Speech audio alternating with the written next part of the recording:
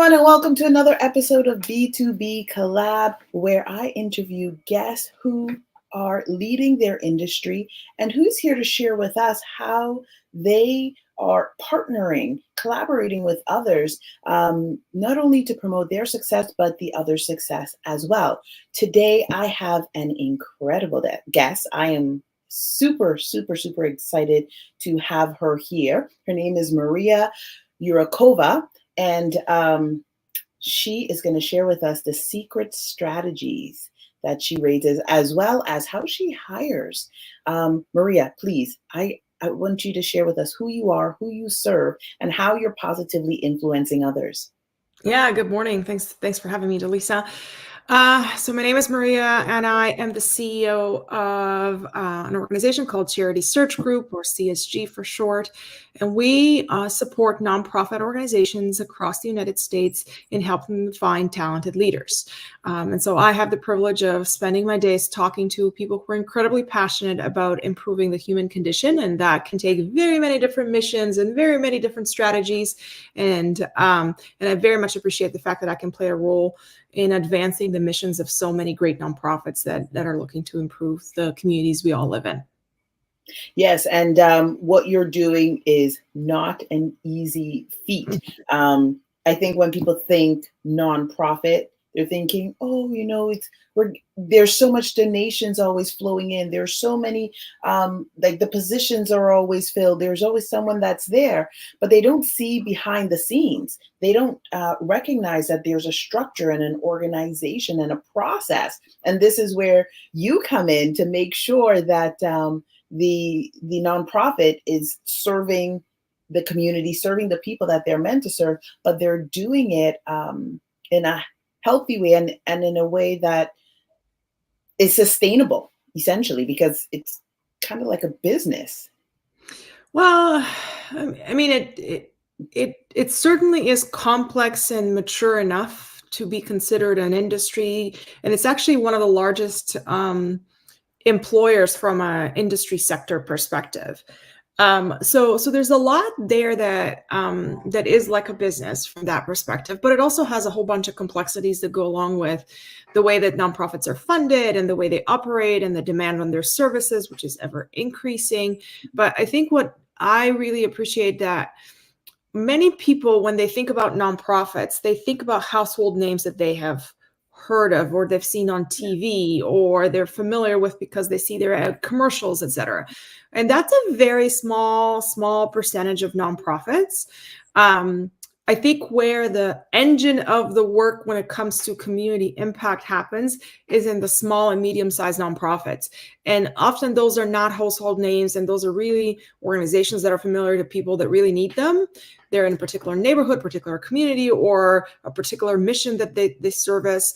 And I think that's where the really important work comes, but they don't always come with the cachet of being a household name. And so they don't always have the stable funding that comes from so many different sources and celebrities and corporate partners and large government grants, et cetera, right? So they're a little bit more scrappy. And I think that's where we come in, because we focus our efforts on small and medium-sized nonprofits because we find that they need it the most, because they have the most direct impact on the communities that they serve.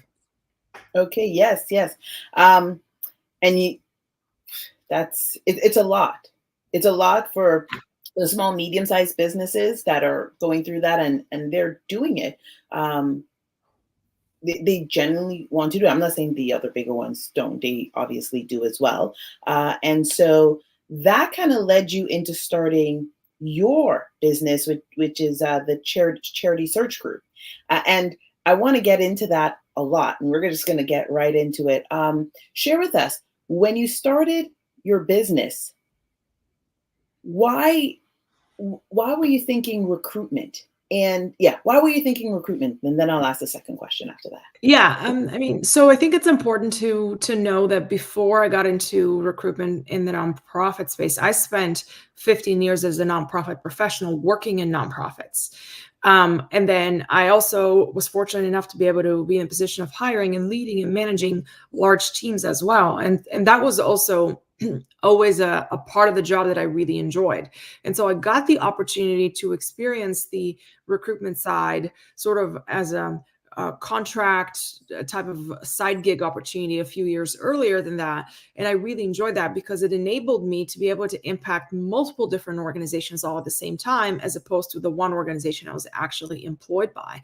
And so when the pandemic hit, I got the opportunity where I was like, well, there's a lot of free time. We've got nowhere to go and nothing to do. And so that sort of gave me the space to explore potentially starting my own business and looking to impact and partner with many different organizations. And over the past 4.5 years or so, we've partnered with over 60 organizations, and we've placed more than 125 nonprofit leaders. So I'm very proud of that. But that's sort of how the whole thing started. Mm-hmm.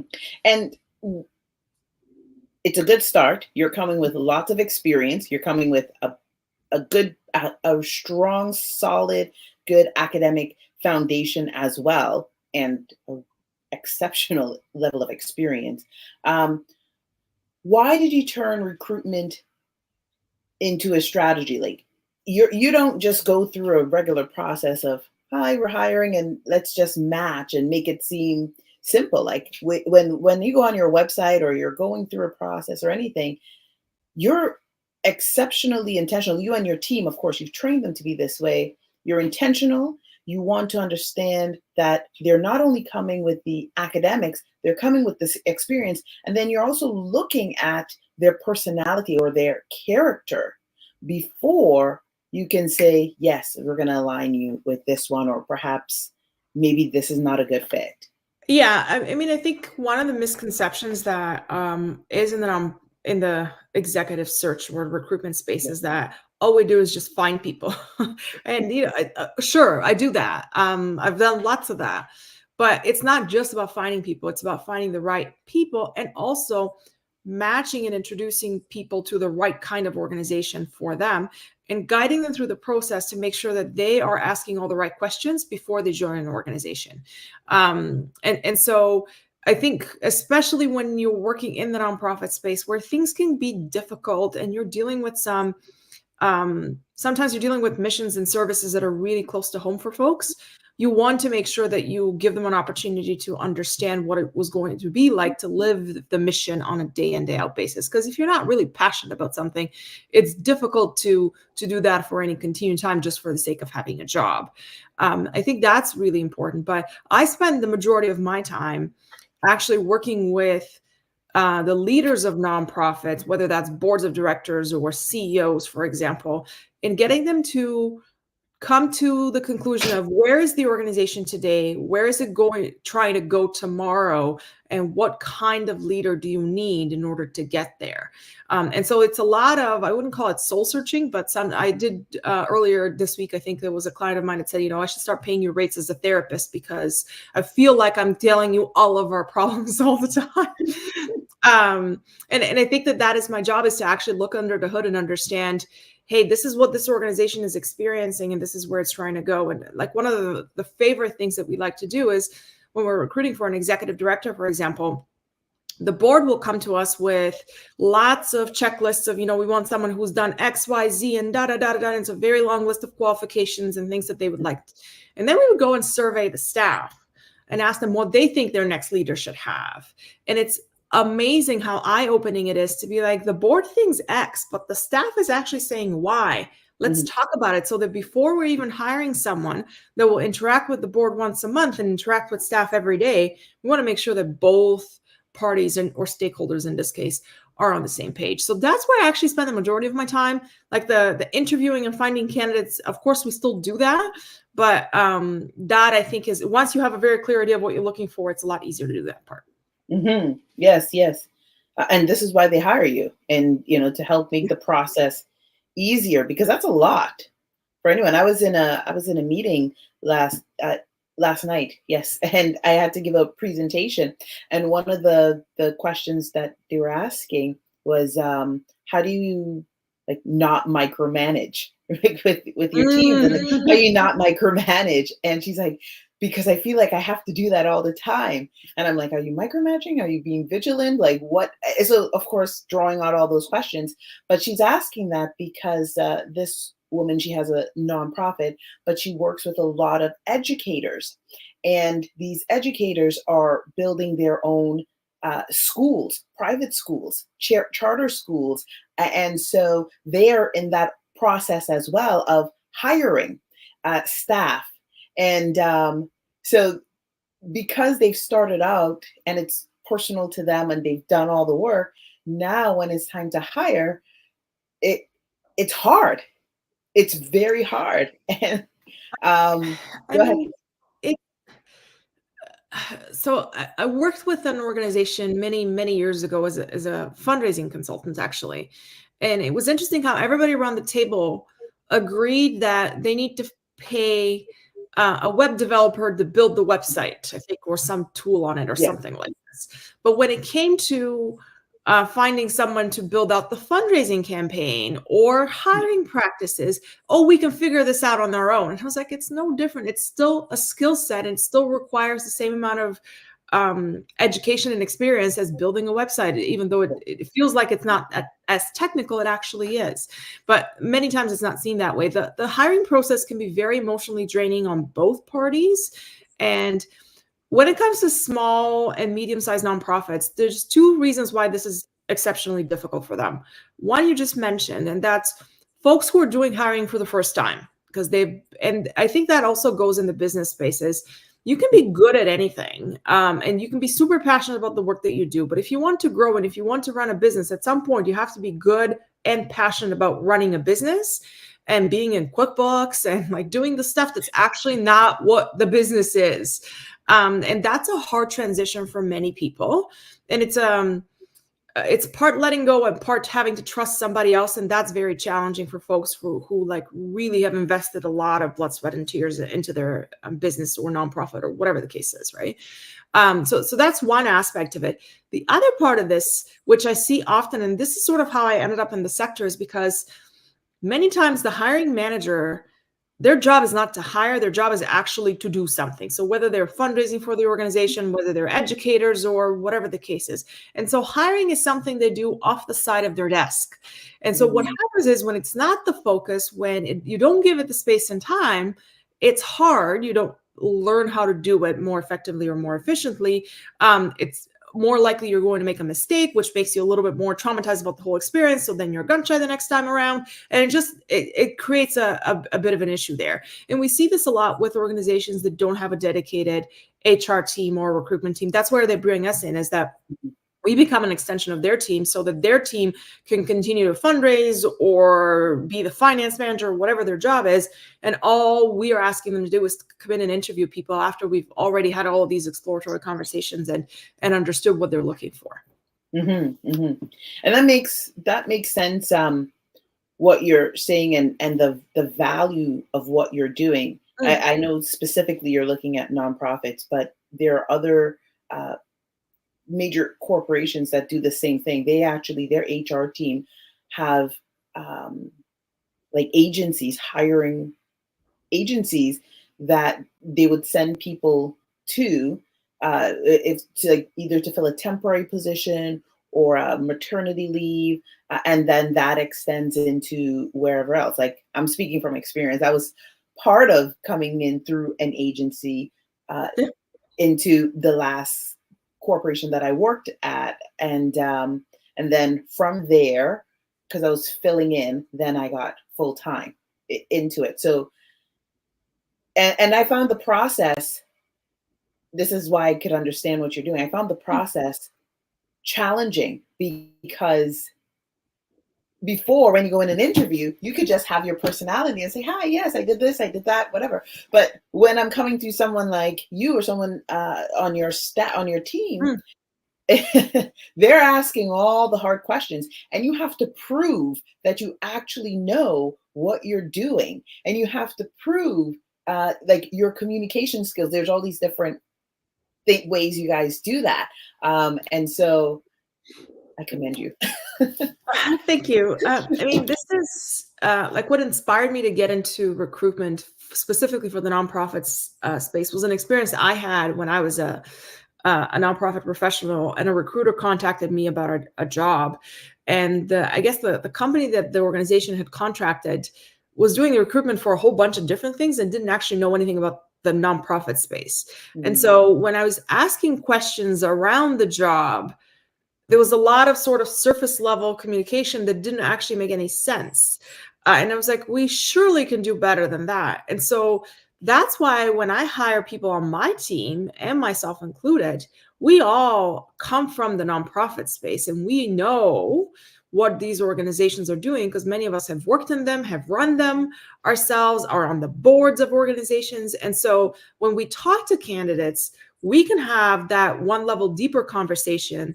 So, like, to give you an example, I was talking to a client yesterday and I was like, I would never like just leave it as someone coming to me and saying, oh, I worked at St. Jude's and we raised $1 billion. Yeah. And I'm sure I could do that again in this small local nonprofit that you're hiring for.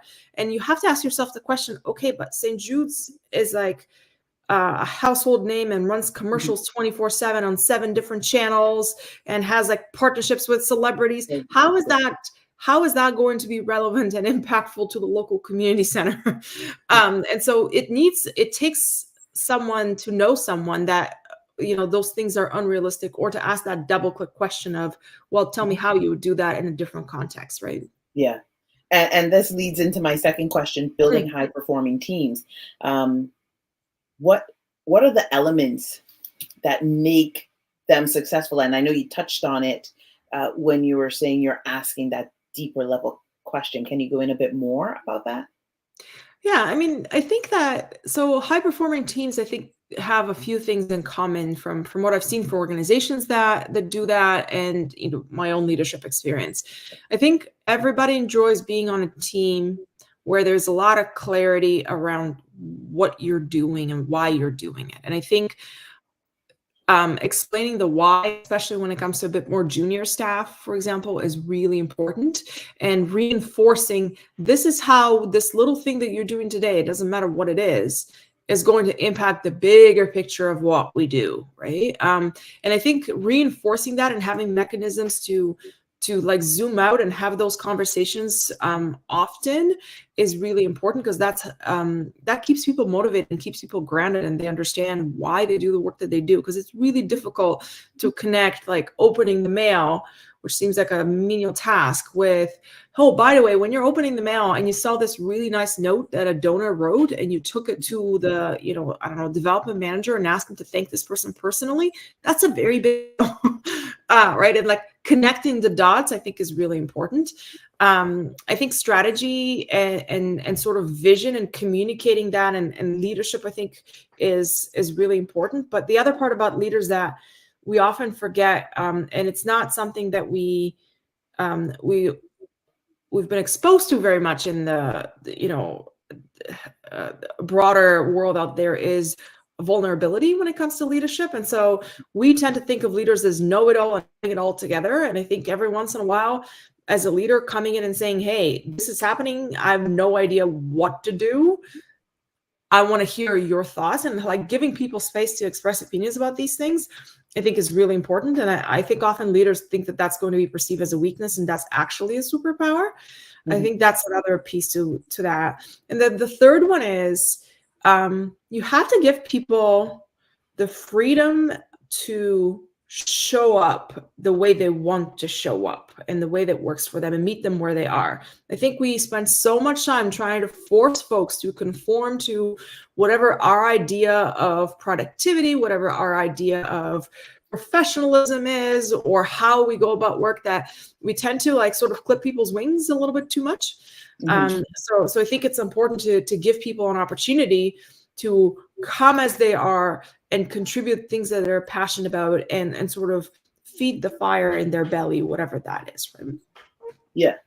And so you're that bridge when you're doing interviewing, and then when you're and the organization. So when they do hire the team, and of course we all want a team that's going to perform and that wants to be there. Like, you're looking at all of those factors to see how this one individual, or how many of the individuals you're supporting to help hire for the organization, can kind of fuel they can fuel the fire, and take where the organization is from here to that next level, one step up, two steps up. Yeah, and I think what makes my work exciting is the fact that people will tell me about their passions and their lived experiences in a very emotional and impactful way, and trying to and they want to align with organizations that are going to fuel that passion a little bit, right? And so there's has to be a feedback loop with their hiring managers. And like I always ask questions like, okay, well, you'll get the job. If I talk to you a year from now or 6 months or 3 months, whatever the time frame makes sense, Mhm. is like, what are the 3 things you want to accomplish that will define this as success, right? And I think people come to a job with, I want to learn this, I want to accomplish this, I want to get more into X, Y, Z, whatever the case Mhm. is. And their managers need to be aware, because often what we hear, and like the number one, so there's many reasons why people leave jobs, but one of the often complaints that we hear is no opportunities for advancement. And like we can like do a whole talk about why that is.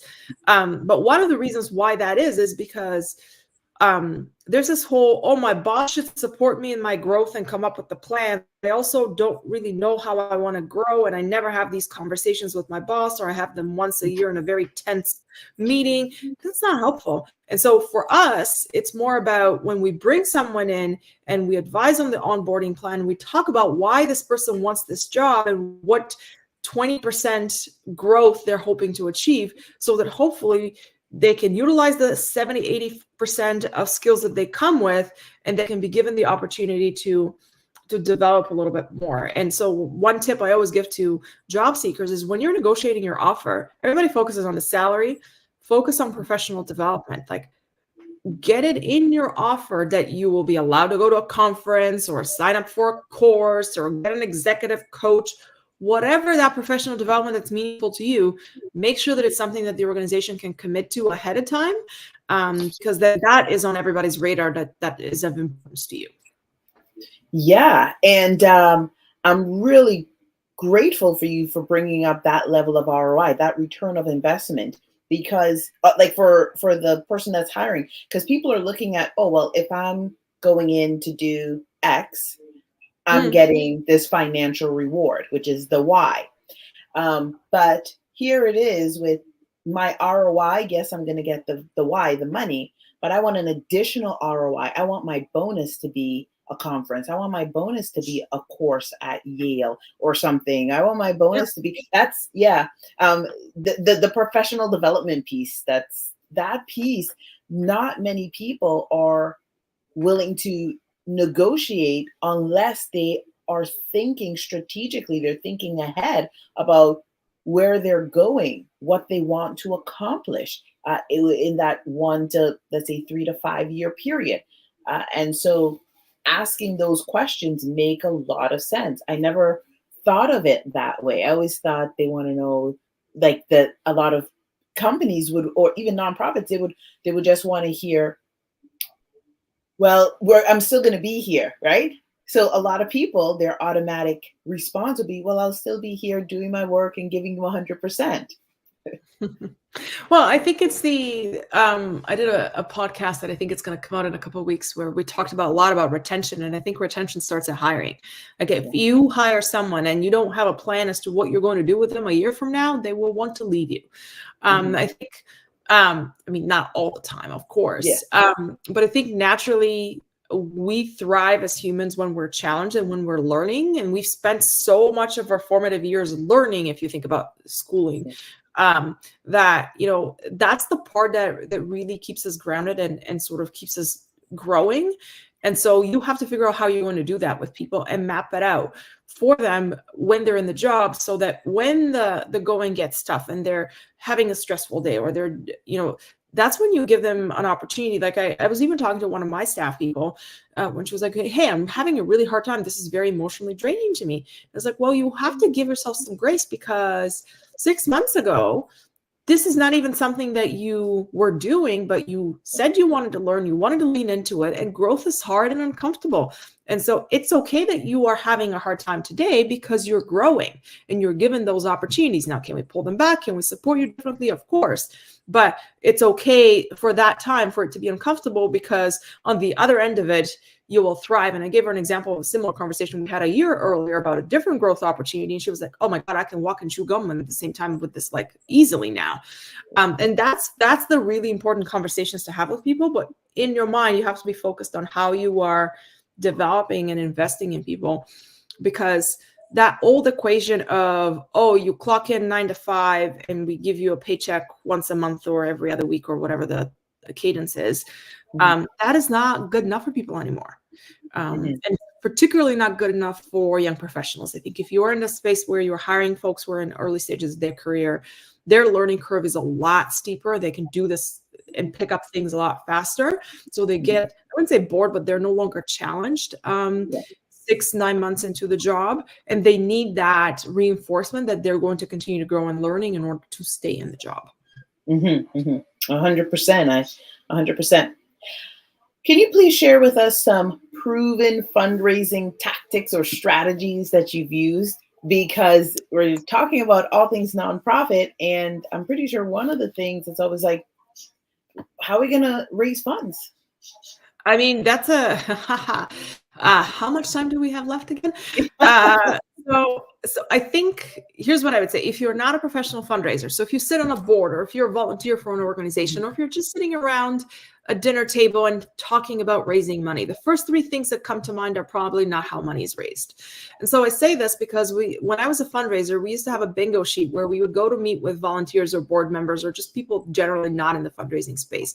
And things often would come up with, oh, let's ask 100 people for $10 and we'll raise $1,000. So like, that's something that you hear all the time because it feels like everybody can give $10 to charity. What you don't realize is that finding 100 people and having those conversations with them, it is so much more time consuming than asking 10 people for $100. And so like the first inclination that you have is probably that. The second one I always hear is that fundraising is all about, or philanthropy more broadly, is all about rich people trying to give to charity. And that's a very narrow-minded and old school way of looking at philanthropy. I think people who are genuinely philanthropic and give, and I've worked with lots of donors who have given millions and people who have given $10 and whatnot. Like philanthropy is not the domain of just the rich. People can be philanthropic and give back regardless of at the personally significant level, whatever that is for them. And so I think it's important to like not just go after shiny objects that are out there. Like you have no idea how many charities out there are trying to figure out how to ask Elon Musk for money. It's not really going to work. And then the third piece to this, I think, is fundraising is just like any other part of the organization. It needs to be attended to. It needs to be professionalized, and it needs to be funded, or the time and energy needs to be spent on it. It can't just be this thing that we do that we don't want to talk about. So the discomfort around fundraising, I think you have to get over it. Otherwise it's not working. But if you're thinking about like specific strategies, I think it really depends on what is your mission, who's passionate about it, where do those people live, and what other things are they passionate about, and how do they like to give? Because different organizations lend themselves to different kinds of fundraising activities. So one example I can give is, there's some organizations for whom golf tournaments are like a thing, and they raise lots of money through that. But that excludes many different parts of the population that are not into golf, for argument's sake, right? So if you're an organization that actually serves a different part of the community or a different kind of cause, that your audience is not on the golf course, then don't bother creating a golf tournament. Think about where your audience is and what they're doing, and try to attach to something that they're passionate about. When it comes to fundraising, and you mentioned the golf piece, how should, like, let me think about the question. I have it, but there are too many words. For a small or medium-sized nonprofit or an organization, should they have like perhaps 1 to 2 people, not necessarily on the board, but just like staff person that is running like the fundraising department? And if yes, second half of the question is, how many events, fundraising events, should they have in the year, approximately? Right. I mean, so I would say this: organizations that are really successful at fundraising, everybody in the organization thinks that there need to be fundraising. So it's everybody's job. Every board member should think about fundraising and how they can contribute their time, treasure, or talent in the fundraising space. But every staff person should also be aware that everything they do will impact fundraising one way or another. It cannot, organizations that don't do this well are organizations where it's like, oh, here we have a development director, it's their responsibility to fundraise, and we're just going to keep doing what we do and not help them. Like, it doesn't work. It can't be just one person's job, right? So that there, but how you do that, I think it depends, right? In terms of fundraising events, it's difficult to tell because it depends on the organization. So it may not even be fundraising events that you have to do. It may be something completely different. To give you an example, during the pandemic, a friend of mine was on a board of a pet shelter and was like, Mariya, we used to do all these fundraising events that we can't do anymore. So we have no way to fund our, like the vet bills, I think was the main thing that they need to fund for many cats and dogs that they had. Can you come and help us? Keep in mind, this was an entirely volunteer run organization. Can you come and help us with some fundraising strategies? I was like, yeah, okay. And so I came in and I looked at it, I was like, okay, so they used to do like a bowling night. I think that was their fundraising event. Well, we're not going to bowl in 2020 because that was not an option. But what we did instead was like, we'll do a pet photo contest because everybody has pets and everybody loves to dress up their pets. I think it was coming towards the holiday season. And so everybody was dressing their pets in some sort of, I don't know, Christmassy or Halloween. I can't remember, something along those lines.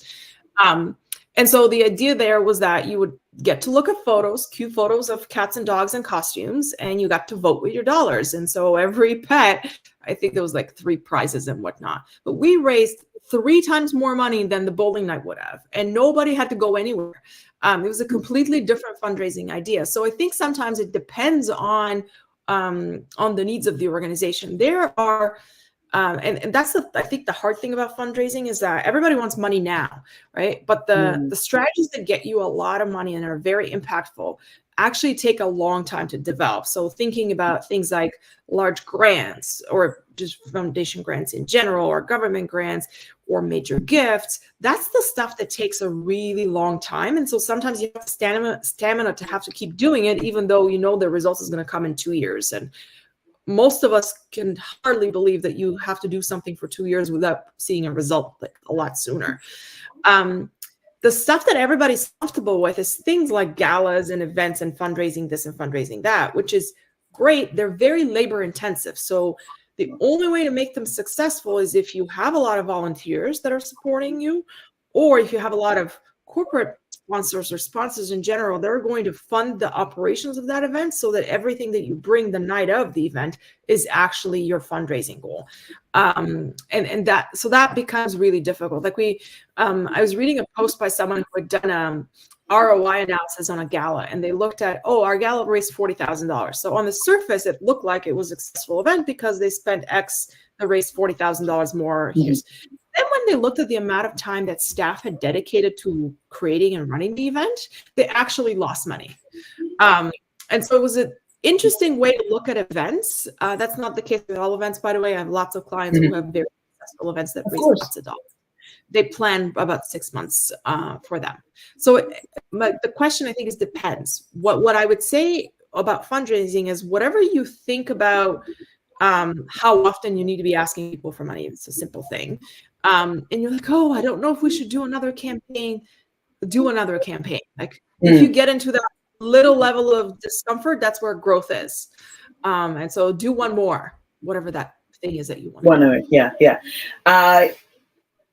I don't see a lot of, and I like how you talked about during the pandemic. Now you're forced, not really you, because you probably have tons of ideas. You just go like, and it comes in your brain.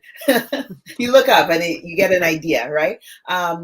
But not many people are utilizing their social media, like nonprofits, when it comes to donorship. They don't use it. I have not really seen it. I some of the bigger organizations, they may have a link and stuff. And I'm not saying like in the post to say donate here, but I'm sure there's a way. Like I see a lot of we call it shelters, the like that have rescues, not shelters, sorry, rescues. Rescues use it a lot. They're always showing the animal, they're always showing this, and then they get like for the vet bills. But smaller to medium size in the community, they don't like leverage, I guess, or share enough information about what's happening. So then the community what wants to use the service and they do, but then at the same time, the community isn't reinvesting the uh, in the center. Does that make Yeah. sense? What I'm saying? Yeah. I mean, so there's a lot there. Yeah. So, Okay. and probably, okay, maybe we'll get a little controversial. I don't know. One of the reasons why shelter, like rescues, for example, do this is because what I have noticed in working with some organizations that are in that space is that many of them are run by very young people. Wow. And so they're much more social media comfortable and savvy with that, right? Many small and medium-sized organizations have board members who are retired. And I'm not saying that necessarily that's not a demographic that is not on social media, but they're not social media natives the way that younger generations are. And so I think that when it comes to evaluating a strategy or comfort as to how you're going to do that, there's just different demographics, I think, approach this a little bit differently. That's one aspect of it. The other thing, and I remember like one of the first fundraising conferences I went to like decades ago, there was a whole bunch of people in there who were like, Facebook fundraising, that's never going to be a thing, right? And there's probably still people who think that. And then there was, I don't know if you remember something that happened, I think at some point in the 2000s called the Ice Bucket Challenge. Yeah, for ALS, yeah. Right. And so then you've no idea how many conferences I went to that were like, we want the next Ice Bucket Challenge. Like, what do we need to do in order to get a fundraising campaign like that? And I'm like, well, that's a unicorn. So the other piece of this is I think many nonprofit organizations don't have the internal talent and they don't want to take the risk to innovate and try and come up with creative social media fundraising campaigns because they don't have a track record of doing that. And nonprofits struggle with scarcity mindsets all the time, where it's like, we don't want to try something and it doesn't work, and then we look like a failure. And so that's a very common way of looking at this. And social media, unfortunately, you have to experiment a lot in order to get something going. So that I think is some of the things that are at play when it comes to why some organizations are a bit more on social media and many aren't. But those large fundraising campaigns that you see on social media, I will tell you, there's agencies and staff and planning behind the scenes that goes on forever. It's not haphazard. Oh, I'm just going to put a post up there, it's going to go viral. That's not how those. No. Yeah. There's a whole machine behind that. And they need to be a machine that goes on because they're doing email campaigns that is going out nonstop for a period of time. They have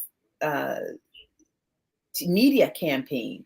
They have to be in the media, and there's just all these different. And then canvases like calling past donors. Like I don't know if they call anymore, but I used to give a lot. Yeah, and so I used to get the phone calls, right? At least once a month.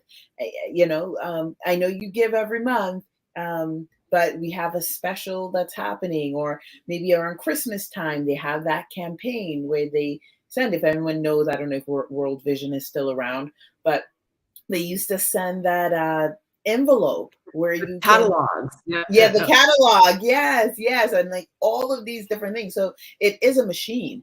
Keep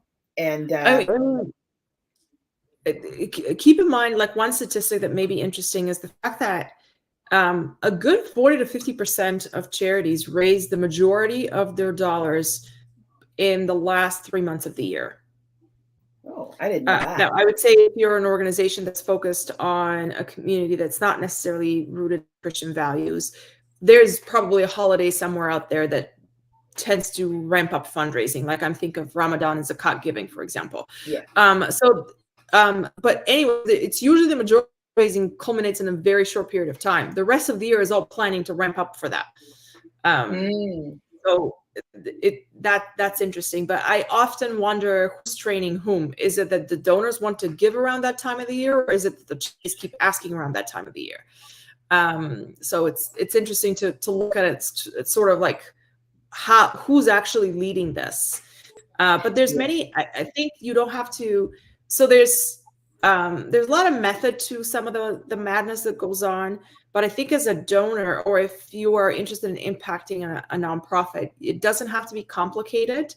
It doesn't have to be sort of grand. I think it's really important to do what's authentic to you and what works for you. And so, for example, like I've seen some great organizations have a lot of success with, I think it's water.org, but don't quote me on that. I think it is them though. But all they do is they ask not young people, but people in generally to create a fundraising campaign around their birthday. So instead of people buying them stuff or gifts, they're donating to that particular charity because they're creating a fund, and then the charity will do something with it to honor that person. And I think everybody has a birthday. It doesn't have to be around the holiday season. It could be any time of the year. I'm sure lots of people get gifts, but that's a good way to raise money for charity that's very low lift in terms of effort. It takes. And that comes from, there's a lot of royal families. They always say, and this is decades old, they probably still do that. They'll say, don't send us a gift, but donate to this organization, donate to this organization. But so it's good to see now a lot of other smaller organizations who may not have a massive platform, get those in their community and beyond, essentially, to say, let's tap and leverage your network, right? You can fundraise for the birthday, because that's essentially what they're doing, is leveraging their network to get the money to invest in the business. Ooh, that reminds me a lot of is it like how Kickstarter, yes, Kickstarters, like when you're doing Kickstarter, there's a number of them. For their business, right? They will go on there, they will have a product, they would say this, but it starts with their family or friends or people on their email list, and then those people share on their platform, so on and so forth, and then they have money. But I mean, it seems very simple, but as you mentioned, there's a whole marketing thing that goes into it before they hit GoFundMe or before they hit Kickstart My campaign. I think that it's really important that we emphasize that everybody who thinks that people are just sitting around on social media going like, what charity do we want to donate? That doesn't happen, actually. It literally does not. I think it's much more intentional, and you need to, the more personal connection, the better.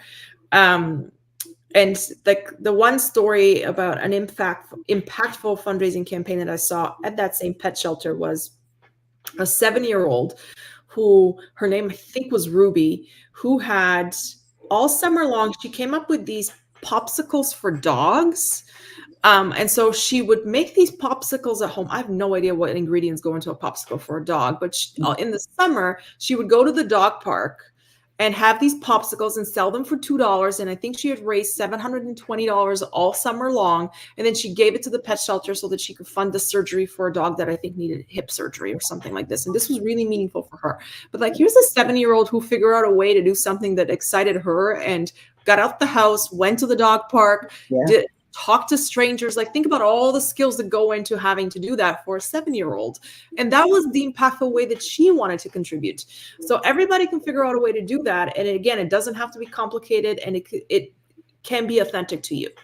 Yeah, that's actually really ingenious. They have a little entrepreneur on their hands. Yep. It is. And then the parents too they're driving her to different dog parks in their community, in their area, because they're different. I used to have a dog, and so God rest her soul, she passed. But you go different times for different people. And so she has to like figure out the whole mechanics, not her parents have to figure out the whole logistics of it.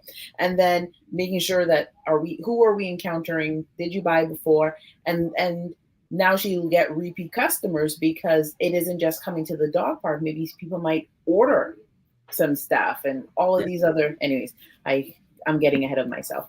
Can you share, we're going to start wrapping up here now, but what is like the number one secret strategy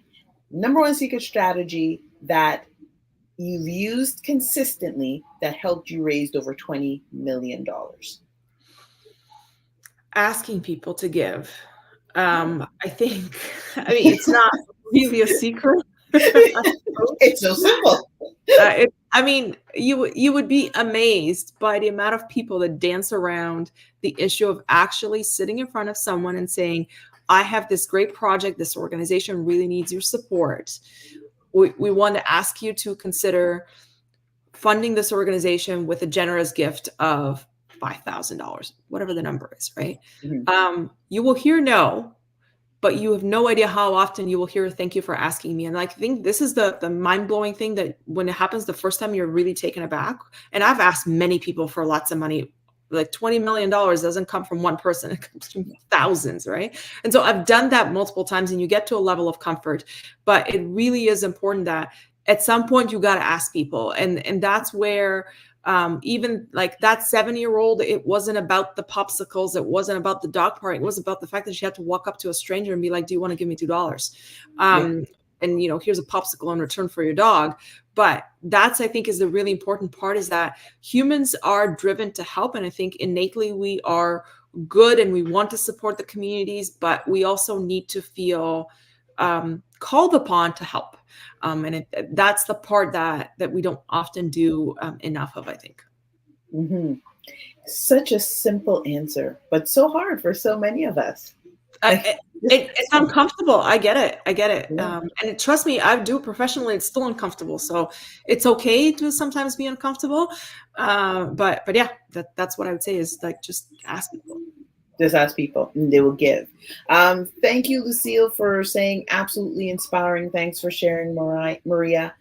We appreciate that. And another thing here before we wrap up, Naeem Khan says, great insights. Thanks for sharing these valuable strategies. All we have to do is ask and you will receive. Mariya, if it was just that simple. I mean, now that being said, if you are a nonprofit and you're trying to figure out how to fundraise, or you're trying to figure out how to get your board on board with fundraising, or you need to hire staff, like, connect with me offline, and I'm happy to come and talk to you about sort of how you go about doing these things and how you set yourself up for success. Awesome. Thank you so very much. Thank you, Mariya, so much for being here today. We appreciate your time. Please share with us how we can get in contact with you for anyone that's watching the replay and or watching live. I mean, we are on LinkedIn. I live on LinkedIn, so that's probably a good way to connect with me. I think you mentioned we do have a brand new website, so I'm more than happy for folks to go to charitysearchgroup.com. We do a lot more than hiring, but we also have a track record of working with many different organizations, and we try to share free resources and content all the time to help people ask the right questions and think about strategies as to how to advance their missions forward, whether that's through staff, whether that's through fundraising, whether that's through just understanding how all of these things work. Wherever you are in your journey in the nonprofit space, I think we would be happy to hear from you. Well, thank you so much for being here with us. And if you guys like this episode, don't forget to hit that like, subscribe button. Share this with a friend who needs fundraising ideas, tips, and or hiring practices. If you're looking to hire your team, you're new to it, you're afraid, connect with Mariya, connect with her team, get on her website, follow along. And I hope you all have a great day. See you guys on another episode next week. Bye, everyone. Bye now.